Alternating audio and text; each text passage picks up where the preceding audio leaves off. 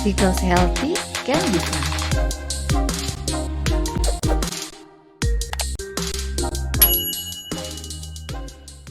Halo, Hai, apa kabar?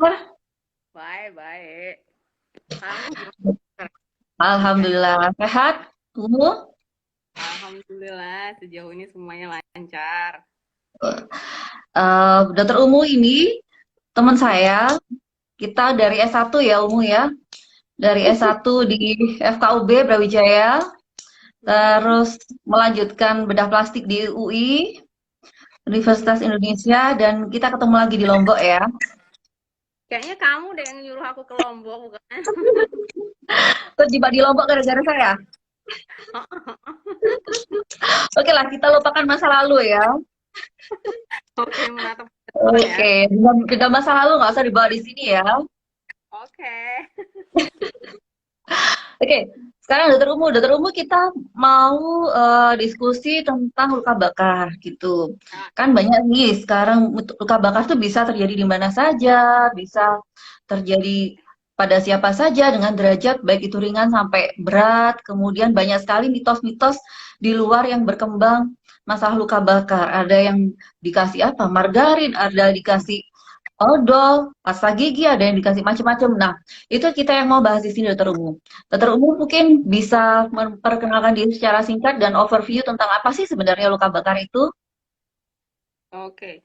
Kalau secara singkatnya, luka bakar tuh pengertiannya adalah, jadi luka itu sendiri kan adanya diskontinuitas, jadi kayak ada kerusakan jaringan pada daerah kulit hingga di daerah bawah di bawah dari kulit. Jadi misalnya kulit itu kita sebut ada lapisannya kan, ada dermis, epidermis. Jadi kalau lebih dalam lagi, nah dan penyebabnya adalah sesuatu yang bersifat termal.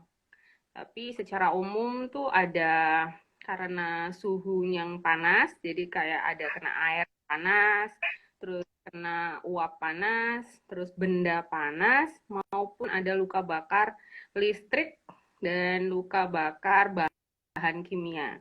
Kimia itu ceritanya yang paling terkenal contoh nyata itu kalau dokter Yuni tahu adalah Lisa. Pernah dengar nggak pasien atas nama Lisa yang Oh pasien ya, dari yang dulu tuh ya, ya. yang disiram sama pacarnya dengan air keras Mm-mm. suaminya itu pada wajahnya sehingga wajahnya itu mengalami destruksi, jadi terjadi kerusakan yang cukup fatal sehingga terjadi kelainan fungsi. Jadi makanya itu langsung dilakukan tindakan dengan face off, ganti Hmm. lapis dari wajahnya. Itu salah satu yang terkenal. Tapi kalau yang ya yang banyak terjadi kalau kita di masyarakat itu terutama itu anak-anak kecil yang dia belajar untuk usia-usia 0 sampai 5 tahun yang belajar untuk jalan terus lari gitu. Biasanya mereka itu kebanyakan kena air panas. Jadi kayak misalnya dia ada ibunya atau ada asisten rumah tangganya yang mau mandiin mereka gitu. Jadi mereka tiba-tiba tanpa Hmm. sadar masukkan air panas ke bak, tapi nggak dikasih air dingin. Jadi terus anaknya langsung dicelupin aja gitu. Itu banyak juga. Contoh lainnya itu anak-anak itu kalau kita dispenser. Jadi kita kan kalau dispenser tuh masih ada yang suka ditekan yang di bagian tengah itu.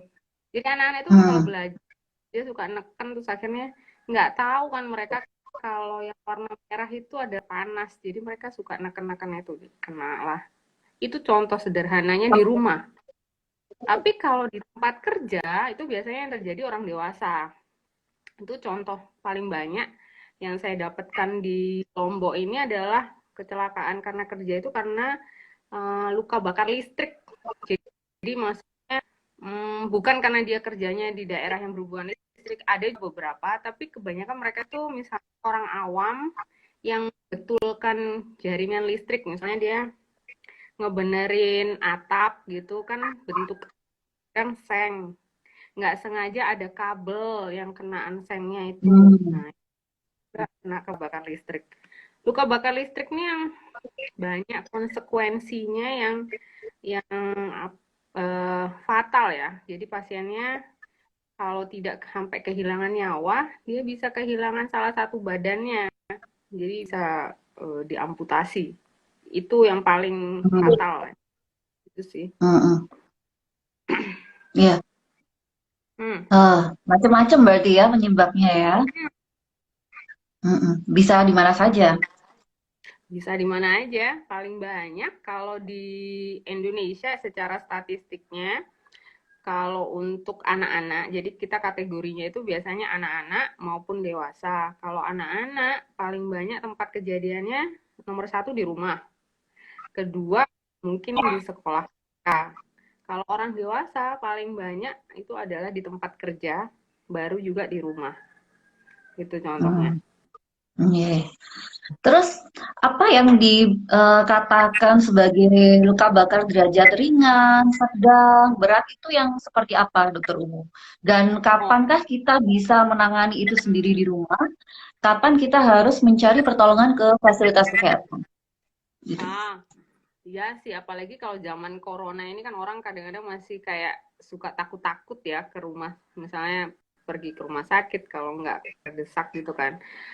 Mm-mm. Padahal ada beberapa kasus yang memang harusnya dia harus ke sana gitu kan ya. Nah, sebagai satu, biasanya sih derajatnya itu ringan, sedang, berat itu. Kalau ringan itu derajat grade, jadi kita itu ngebaginya ada grade 1, grade 2, 2A, 2B, sama grade 3. Grade ini berdasarkan dari ketebalan kulit yang kena. Jadi semakin dalam berarti dia semakin berat gitu kan. Nah, Mm. kalau semakin berat berarti dia harus ke rumah sakit. Nah, kalau berdasarkan luasnya, itu yang harus ke rumah sakit itu dibagi lagi berdasarkan yang usia yang kena. Kalau orang Mm-mm.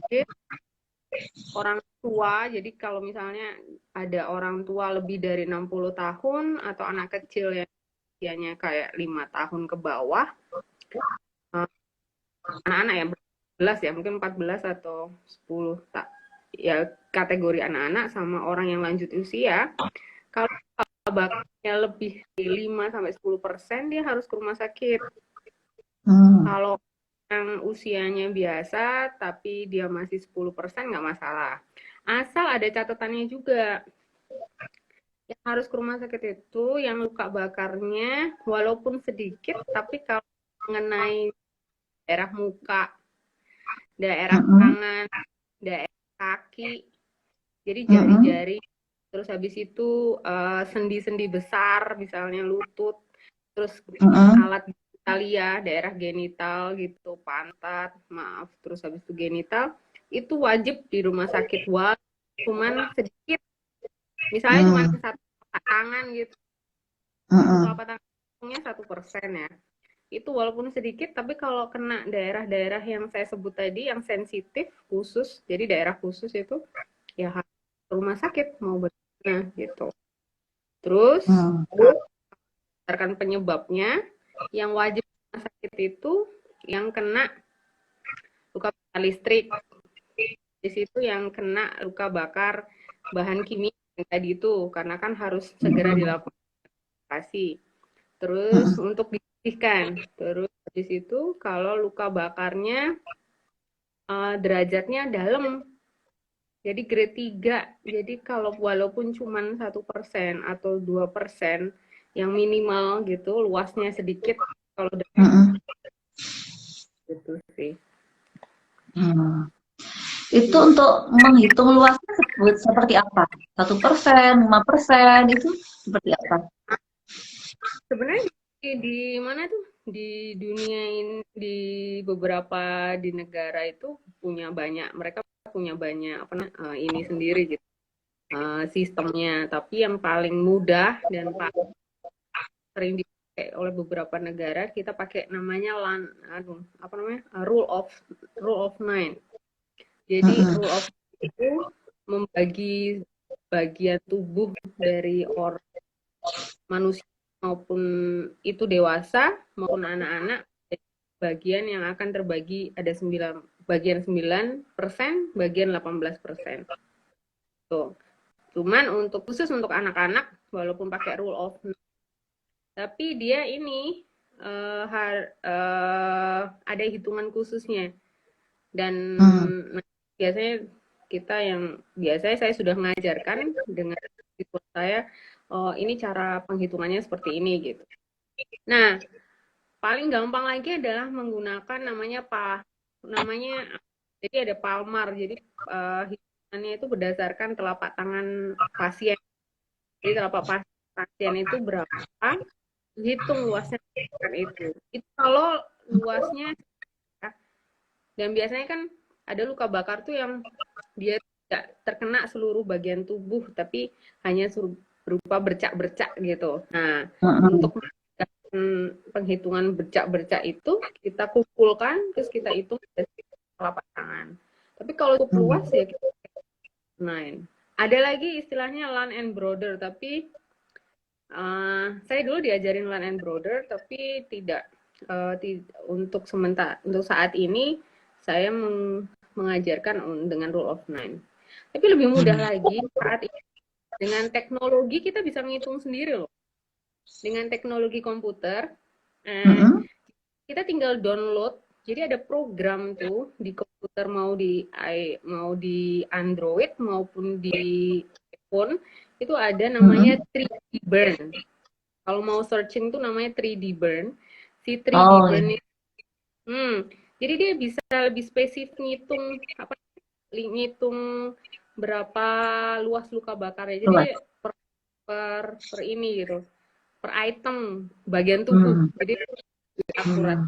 Nanti dari komputer itu akan kelihatan tuh berapa persen sih yang cair, resusitasi yang harus kita kasih, terus berapa target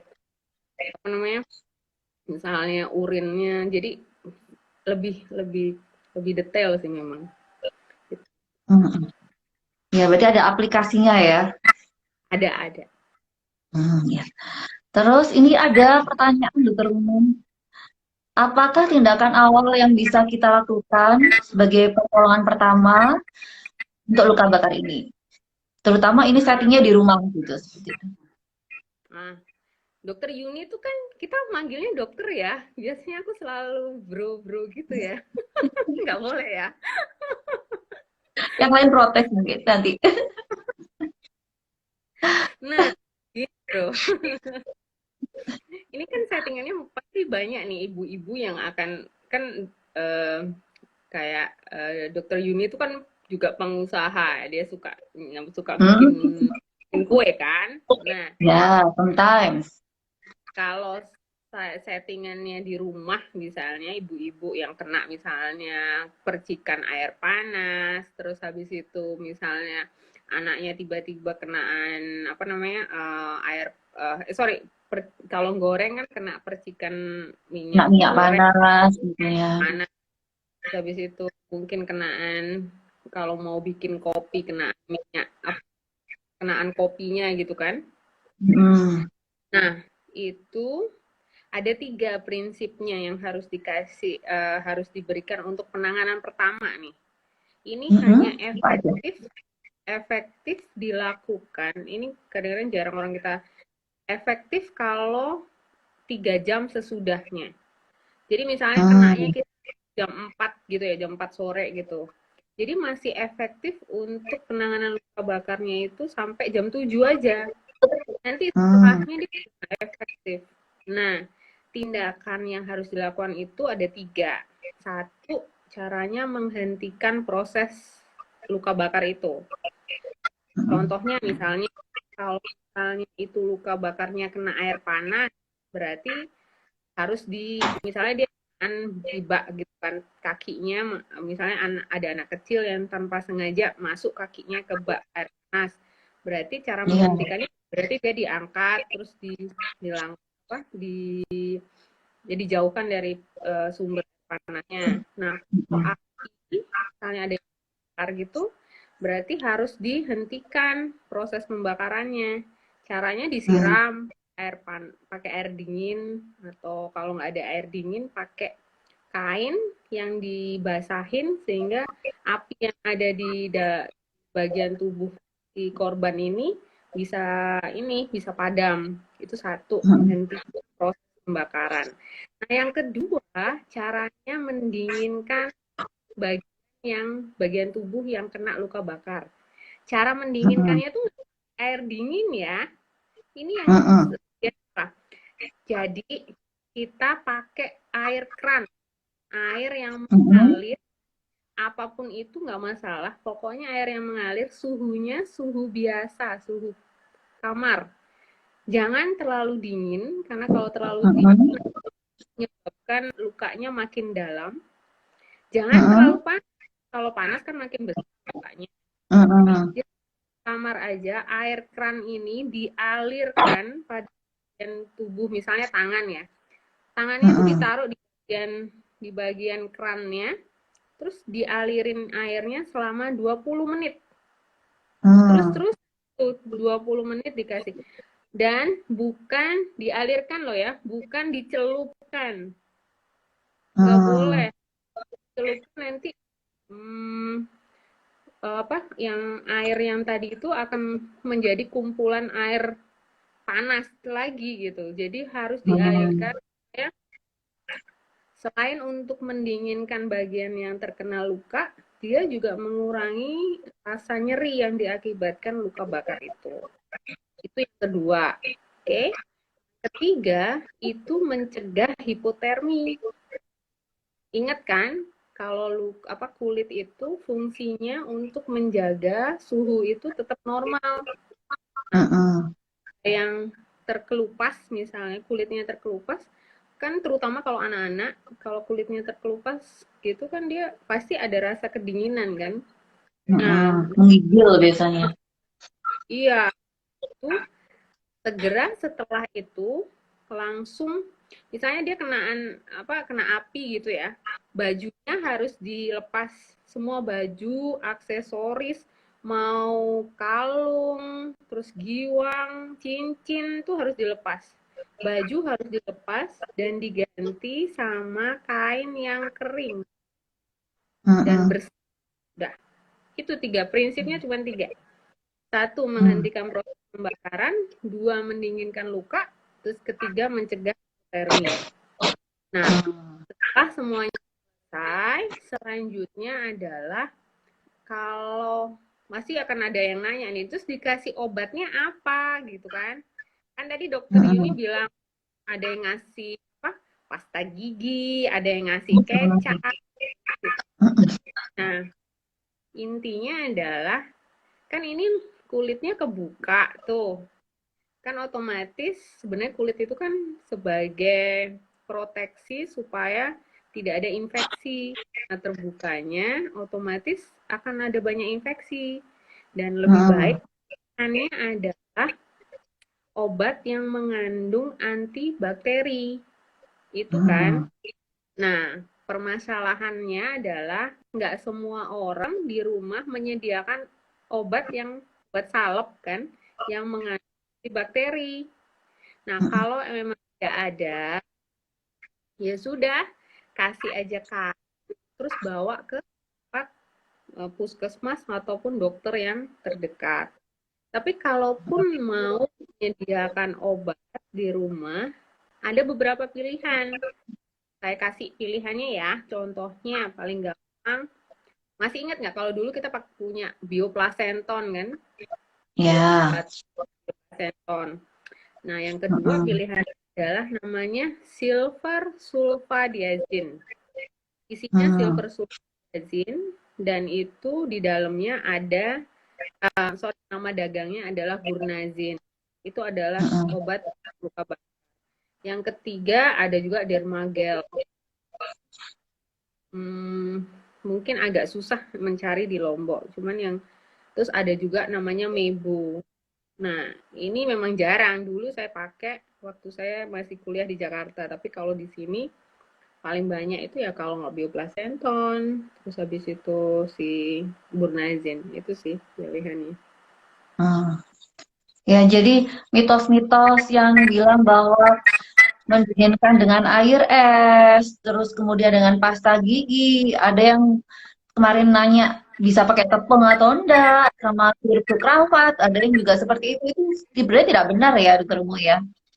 Enggak, nanti takutnya yang kita takutkan adalah infeksi karena bahan-bahan itu kan kita nggak bisa menjamin kesterilannya kan? Hmm. Itu saran Hmm. saya. Hmm. Hmm. Iya. Terus bagaimana caranya supaya luka bakar itu setelah sembuh nanti tidak meninggalkan bekas luka, Dokter Umu? Ah, nah, perawatan luka bakar itu kuncinya adalah sabar. Hmm. Karena dia prosesnya lama penyembuhannya.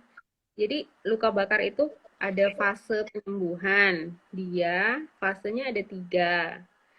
Ini beda ya sama derajat ya. Kalau derajat tadi itu kayak kedalaman luka. Kalau ini tuh fase Hmm. itu ada 1 fase akut. Jadi hari pertama hingga hari kedua itu fase akut. Kedua fase subakut. Jadi antara hari ketiga sampai seminggu. Dan yang ketiga adalah fase lanjut. Di mana ini ada tandanya lanjut itu saat lukanya udah menutup, kita Hmm. biasanya langsung oh dok, awal-awal dulu lukanya menutup dengan baik kok gitu, Hmm. mulus. Nah, tapi kok sekarang warnanya beda. Terus yang paling sering adalah kok timbul ada kayak benjolan gitu sih dok gitu. Maksudnya luka itu meninggi, istilahnya kalau Hmm. orang itu sklerotropik.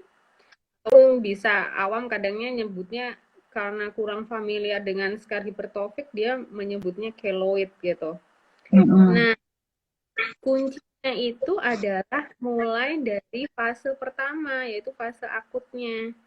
Cara Hmm. lukanya harus dengan baik. Terus habis itu nanti fase subakutnya juga dirawat dengan baik juga, lalu dilakukan penekanan pada daerah tersebut. Fungsi penekanan ini adalah mencegah supaya luka itu tidak meninggi dan Hmm. melindungi si luka dari paparan matahari. Ya, nanti Hmm. warnanya diharapkan hampir sama bagian tubuh gitu. Kadang-kadang bekas luka bakar tuh lebih hitam dia karena kalau terpapar matahari, luka itu dia akan menyerap cahaya matahari lebih banyak. Itu. Jadi kalau biar nggak ada bekas, ya harus dirawat dengan baik sejak awal. Terus habis itu diberikan obat dan sabar untuk pakai namanya pelindung. Jadi pakai elastik perban. Terus habis itu pakai namanya ada kayak apa ya kita bilangnya kayak korset gitu. Hmm. Tapi dibikin untuk nutupin lukanya sehingga lukanya akan tetap baik gitu. Hmm. Oke. Dan itu Hmm. dokter itu harus kenapa saya bilang sabar karena Hmm. dia gunakan itu sampai 6 bulan sampai setahun Wow, karena lama ya sekali. karena fase ketiga itu kenapa sih penting? Karena itu terbentuk namanya kolagen. Jadi kolagen itu yang Hmm. menyebabkan kulit itu elastik dan menyebabkan juga nanti makanya kalau misalnya kolagen ini tumbuhnya banyak, dia akan jadi keloid. Nah, Hmm. supaya tidak tumbuh dia supaya mencegah supaya tumbuhnya aktif, makanya itu harus ditekan sama elastik perban itu. Hmm. Gitu.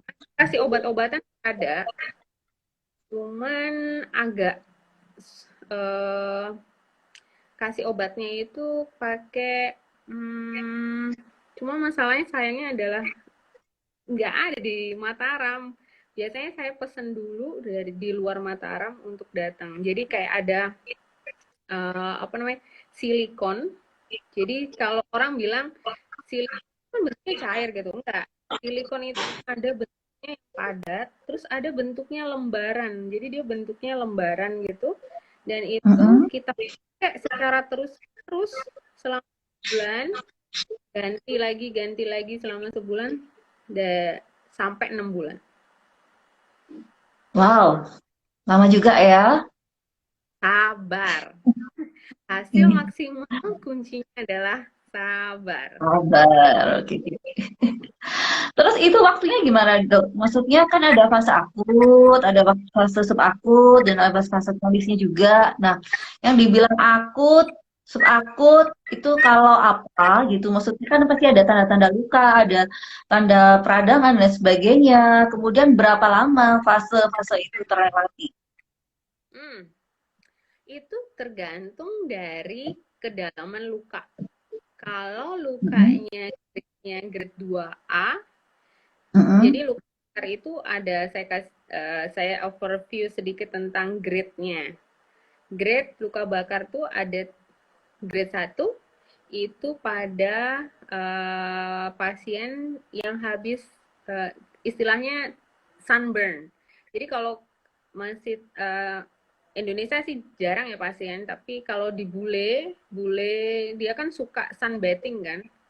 Jadi Mm-mm. kulitnya itu biar lebih hitam gitu kan. Nah, Ya. itu disebut grade 1. Khusus itu aja. Sunburn gara-gara paparan matahari. Itu nggak Mm-mm. cuma dikasih obat aja, atau kan nggak dikasih apa-apa dia akan hilang. Itu grade 1. Nah, Mm-mm. grade 2A dia akan dia lebih cuman di lapisan kulit yang paling atas saja, paling tipis di atas gitu. Nah, tandanya dia itu ada, kita sebut bule. Bule itu kayak macam bula, istilahnya bula. Jadi Mm-mm. ada kulitnya itu ada isinya di dalam.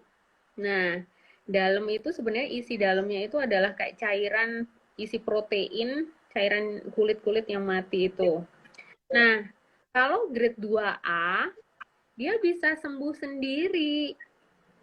Hitungannya Mm-mm. bisa kalau dibiarin selama, maksudnya itu dirawat dengan luka. Jadi dirawat dengan obat antibiotik, terus diganti perbannya secara rutin 5 sampai 5 hari gitu. Nanti dia akan sembuh sendiri dalam waktu 10-14 hari. Itu 2A. Mm-mm. Mm-mm. Ya, biasanya kayak luka bakar karena air panas yang nggak yang cuman terkena sebentar itu. Nah, kalau yang grade 2B sama sampai grade 3 itu ada yang khusus, Dokter Yuni. Mm-mm. 2B sama 3 itu lukanya dalam.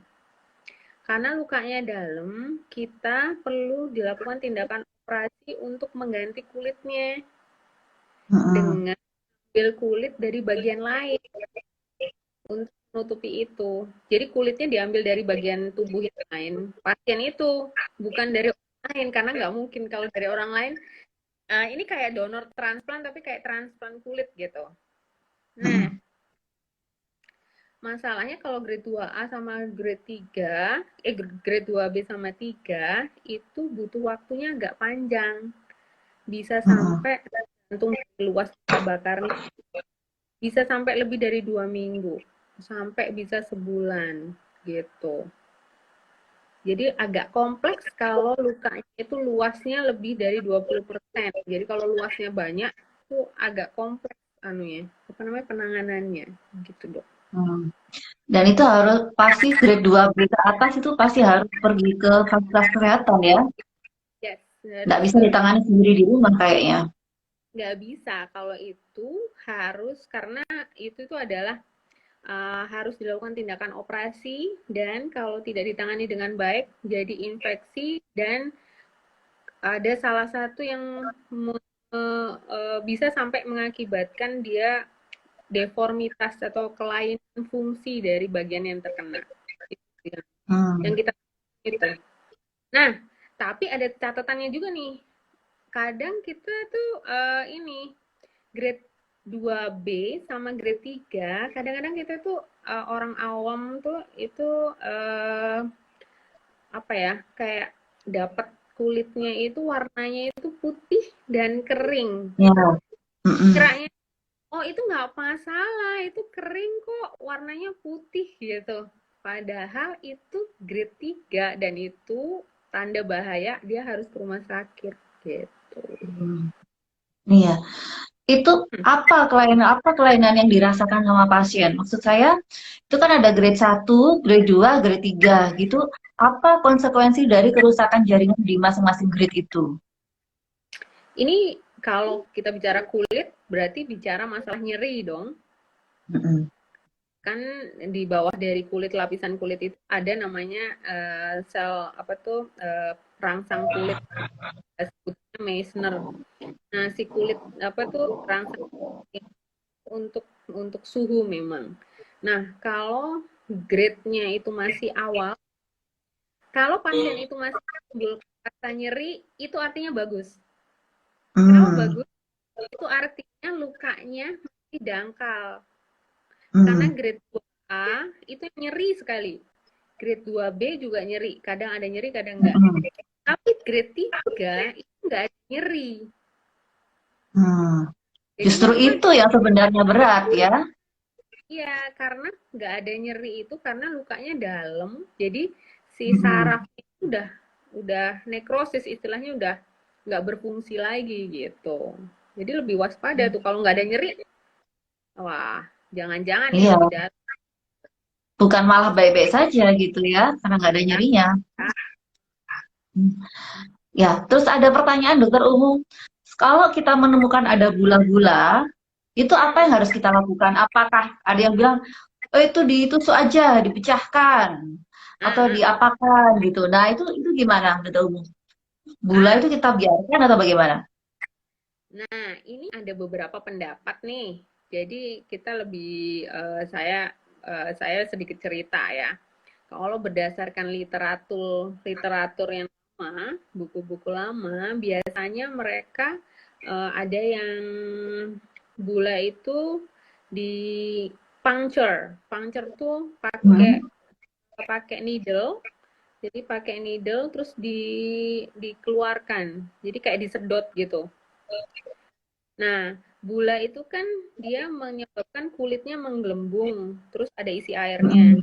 Kita Hmm. buang tuh airnya, terus kulitnya nanti kan yang menggelembung tuh akan menipis kayak tenda gitu kan. Tenda itu kalau ada isinya, ada rangkanya kan dia akan berdiri tegak. Tapi kalau rangkanya diambil kan dia akan turun gitu. Nah, dia turun itu fungsinya dia sebagai barrier tuh si kulit yang tadi itu sebagai penutup pengganti kulit yang hilang gitu. Itu yang dulu. Nah, dengan berkembangnya waktu dan ada beberapa literatur yang baru mengatakan nggak usah dipuncture, tapi langsung dibuang, dibersihkan. Hmm.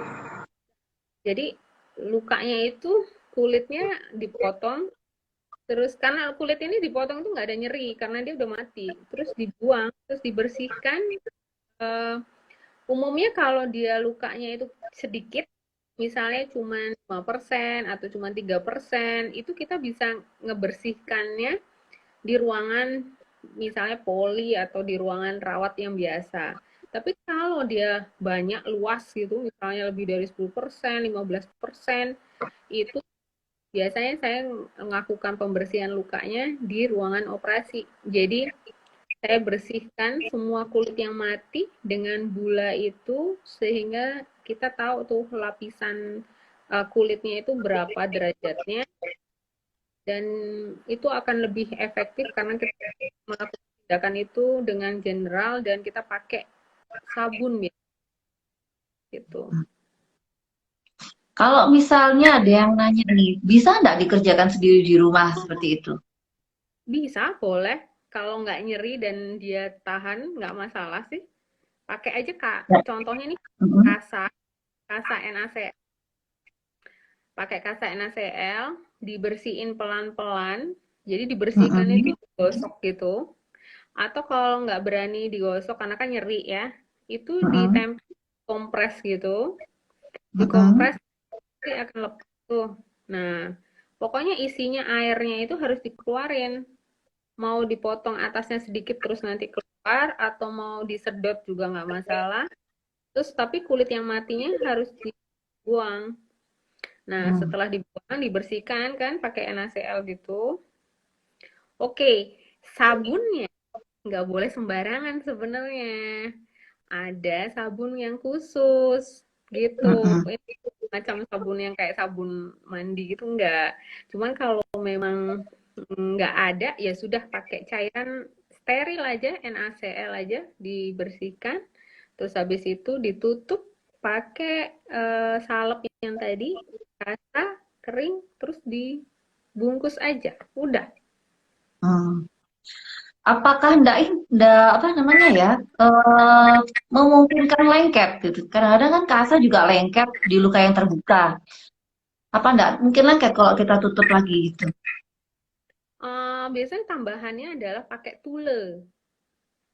Jadi Mm-mm. ada jaring tuh, kalau kita sebutnya tule itu nama dagangnya kan banyak, ada Supratul, ada Chemitul, ada apa itu kan. Yang Mm. penting ada tulenya, terus habis itu di atasnya pakai salep, salep gitu. Salepnya tipis aja nggak masalah, terus pakai kasa kering. Nanti Mm-mm. waktu melepasnya itu dibiarin ya 5 hari ya, nggak boleh dibuka-buka kalau kecuali ada infeksi, tanda infeksi di bawahnya, terus ada pus atau ada yang keluar cairan abnormal, itu baru kita buka. Tapi kalau kering ya 5 hari aja. Nanti waktu bukanya disiram dulu, terus fungsinya tule itu menjaga supaya kulit epitel, jadi ada kayak bakal-bakal kulit baru itu bawah dari tule itu, dia nggak akan ikut terangkat waktu kita angkat kasa yang di atas. Mm. Itu fungsinya. Mm. Iya. Tuh. Terus ada yang pertanyaan lagi, apakah Mm-mm. selalu timbul keloid setelah luka bakar? Terumum. Nah, keloid ini agak-agak susah-susah. Mm. Tergantung ada bakat apa enggak. Jadi, bakat atau enggak itu enggak bisa kita ketahui. Biasanya kalau misalnya dari ada yang bilang genetik, nggak mesti genetik. Tapi Mm. kalau paling gampang ya apakah akan timbul atau enggaknya, tanya aja dulu kalau misalnya ada masih kecil, kalau ada jatuh atau terkena sesuatu, apakah timbul nggak gitu. Kalau misalnya timbul, ada kemungkinan kalau kena luka bakar ya berarti kemungkinan keloidnya besar juga gitu. Sebenarnya istilahnya Mm. bukan keloid ya, tapi scar Apa? hipertrofi. Oh Scar gitu. nah, agak berbeda nanti. Penanganannya soalnya agak berbeda. Hmm. Gitu. Kalau di luka bakar nih namanya berarti bukan keloid, scar hipertrofi. Ah, Nah, terus gimana ini mencegahnya? Kalau misalnya kita sudah tahu nih, kita punya bakat keloid. Terus gimana mencegahnya supaya luka bakar yang sekarang tidak berubah menjadi keloid besoknya?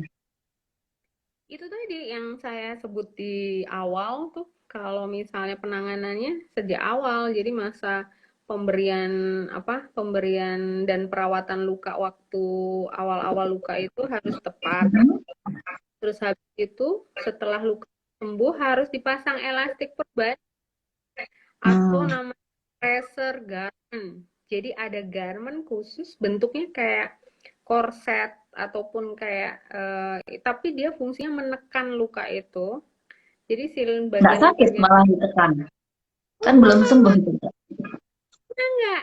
Itu fungsinya karena dengan penekanan itu, nekennya itu bukan neken ini dokter, ini enggak neken yang kayak kita bikin gitu, enggak sampai nyeri, enggak. Hmm. Cuma dia menekan khusus supaya cukup lah, supaya luka itu. Jadi kan ingat tuh kalau fase yang ketiga, jadi fase yang lanjut itu dia apa namanya? Ada pembentukan sel kolagennya kan masih aktif tuh. Nah, Hmm. sel kolagen aktif itu diteken jadinya keloid itu atau scar hipertrofik itu. Jadi memang harus ditekan sampai ya tadi 6 bulan minimal Tuh, ya, ya, ya. gitu. Terus masalah obat-obatannya dokter umum kan banyak ini ada salep antibiotik, ada juga salep untuk penumbuh jaringan. Nah ini menarik nih salep penumbuh jaringan ini kan banyak dipakai masyarakat luas nih di apotek-apotek pun juga sudah banyak tersedia. Sebenarnya untuk masalah luka bakar ini salep penumbuh jaringan itu dipakai pada fase apa? Apakah fase awal waktu kita habis langsung pakai atau fase yang mana? Aku mau nanya lagi nih, yang gel Hmm. penumbuh jaringan itu contohnya apa ya? Saya mungkin tidak terlalu familiar nih. Oh, kayak bioplasenton, terus yang Ah, lain-lain. Wah, aku oh, jadi nyebut merek nih. enggak sih. Oke, tidak apa-apa ya. Karena emang luka bakar nggak terlalu banyak pilihannya, karena kan dia spesifik. Memang zatnya juga spesifik. Saya yang berpikir lagi, sel penumbuh jaringan itu ada sih memang sekarang ini dikembangkan stem cell. Udah Mm-mm. pernah? Stem cell dia nggak ada bentuknya gel, tapi bentuk kayak macam uh, atau kalau enggak adalah namanya di bawah dari stem cell itu adalah PRP. Jadi ngambil bagian dari darah yang kita lakukan Mm-mm. tindak khusus, terus akhirnya ada zatnya yang namanya PRP itu. Itu bisa juga untuk penyembuhan luka bakar dan itu Hmm. cukup efektif memang. Cuman kan harus di rumah sakit ataupun di tempat yang lain, nggak bisa di rumah. Nah, Iya. kalau di rumah, yaitu tadi boleh bioplasenton sejak awal kalau ini. Jadi kalau misalnya lukanya baru, misalnya hari ke-0 sampai hari ke-14 katakanlah, itu bisa salepnya antibiotik, ada yang tadi dokter ini bilang apa? Gel penumbuh itu, ya itu oke lah ya, nggak masalah.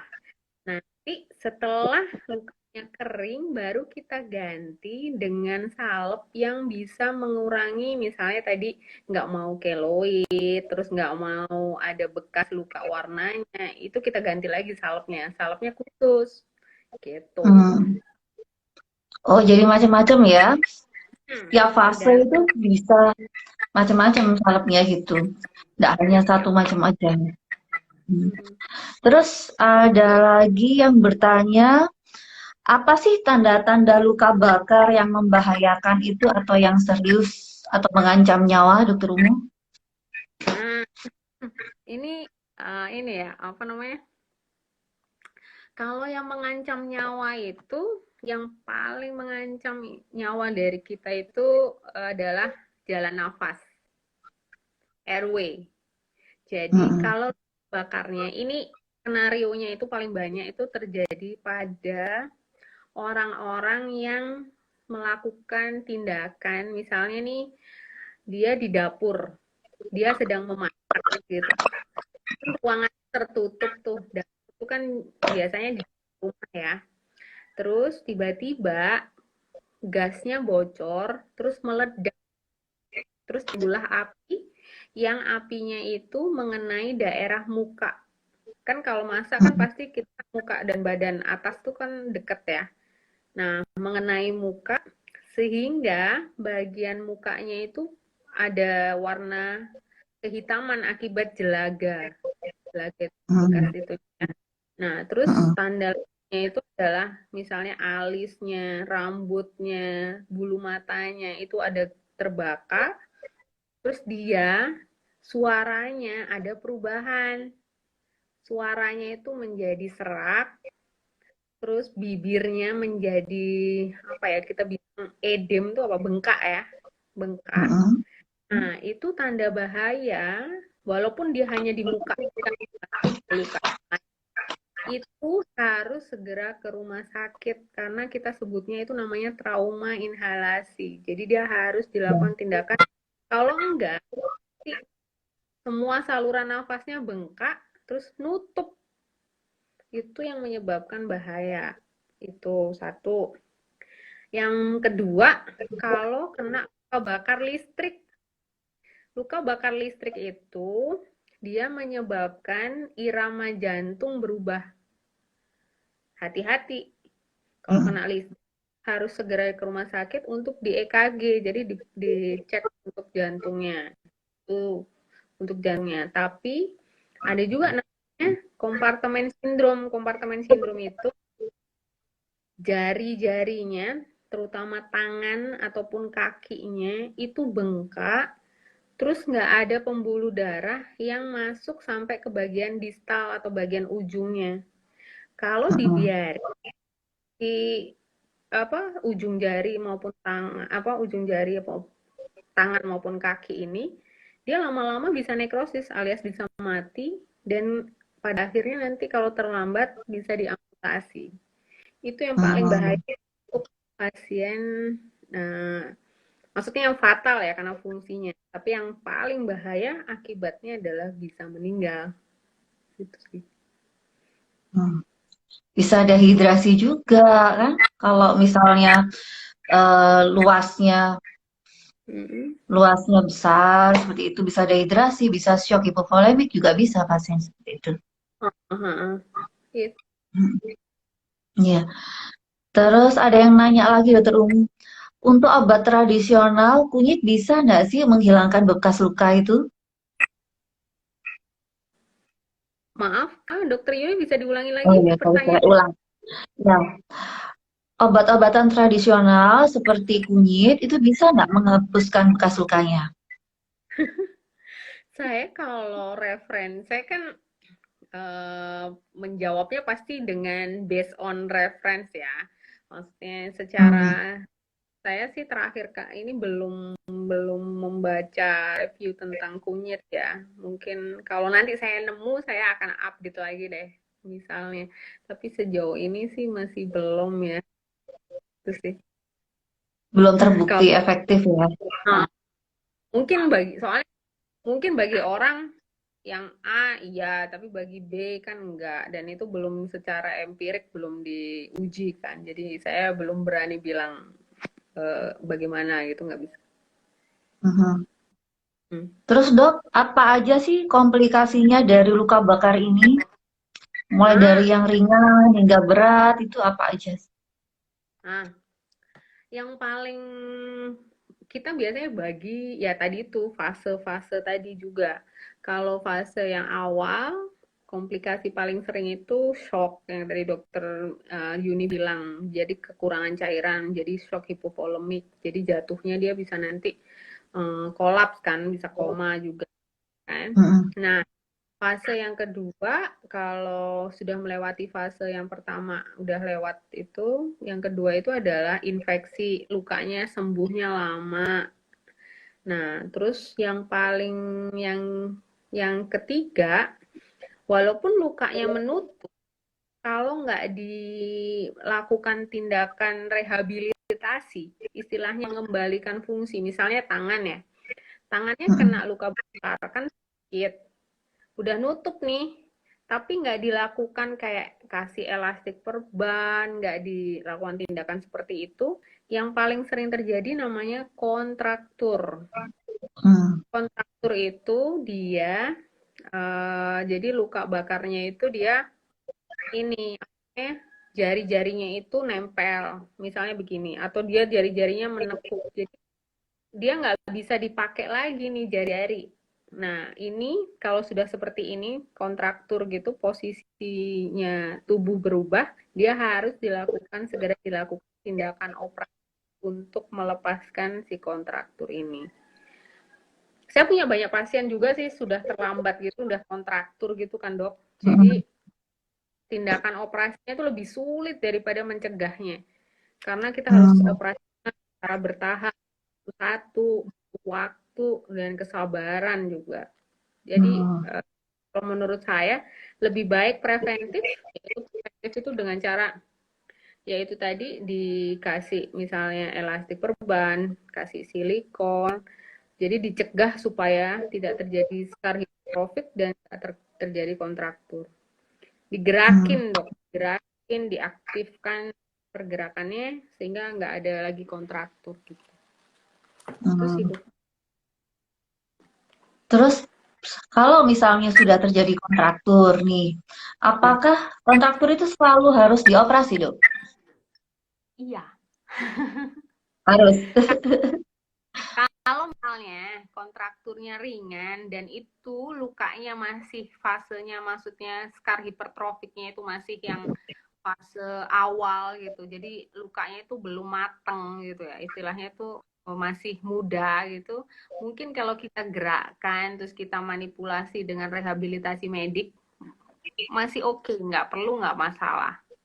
Tapi kalau udah bisa lagi, ya terpaksa. Karena kontraktur itu nggak kena hanya bagian kulit aja, dia bisa kena bagian tendon sampai bagian dalam, bahkan tulang pun bisa kontraktur. Jadi ya harus